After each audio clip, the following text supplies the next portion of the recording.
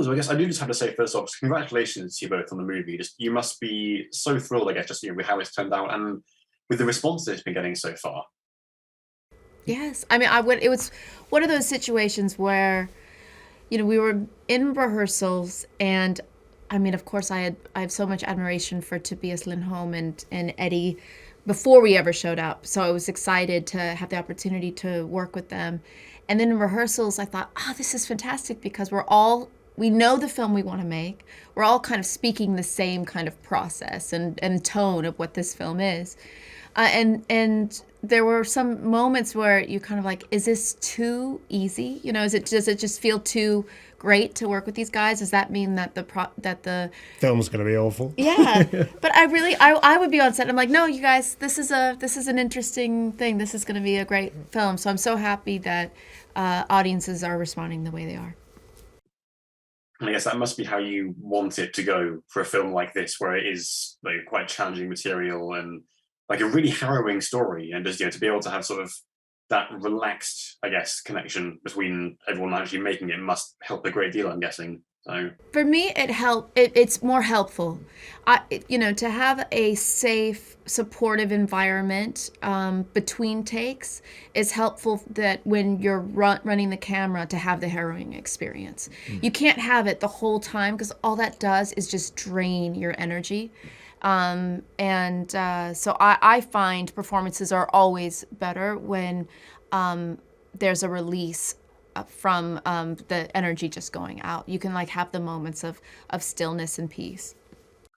did you feel that sort of particularly, Eddie? Because I imagine this must have been a really difficult character to kind of get into the headspace of, and it was quite a relief to let that go when you're finished shooting. Yeah, I mean, similar to Jess. One of the joys of this film was working with someone who I adore and admire, and also we have a similar approach to work. And also we were being conducted by Tobias, who is a filmmaker who is consummate in the sense that he has a wonderful writer's eye, he has a wonderful camera eye, he has it's I've realized rarer and rarer that you find directors who have every quality that in all aspects of the filmmaking.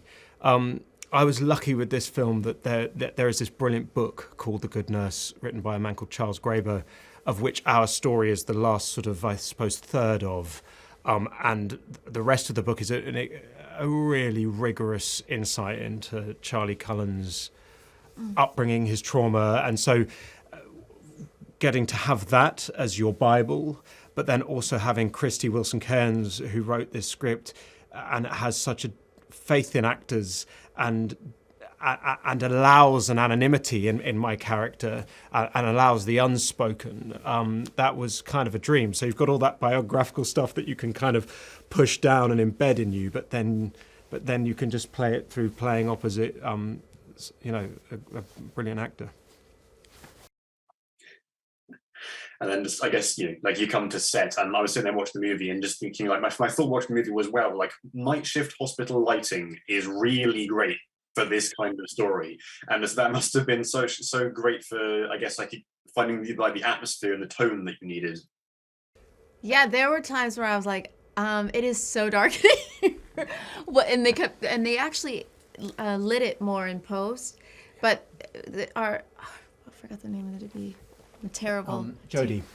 Yep. Our amazing DP.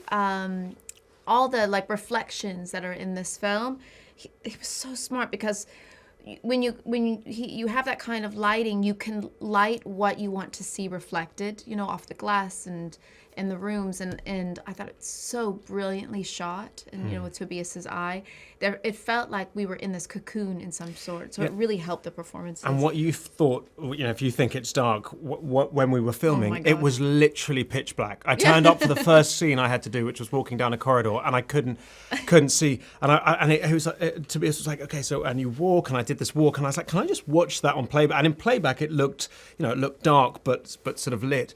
And as Jess said, he sustained that, and Jody, the DP, through the process. But what I loved is it meant that all of the camera stuff, normally when you're filming, it's an odd thing because we're playing a scene here and there are 30 people just here, whereas because they were all sort of in the dark, and they were in the dark, it felt the closest to playing truth that playing truth. Do you know what I mean? It felt the closest to such an reality. actor. Closest to reality.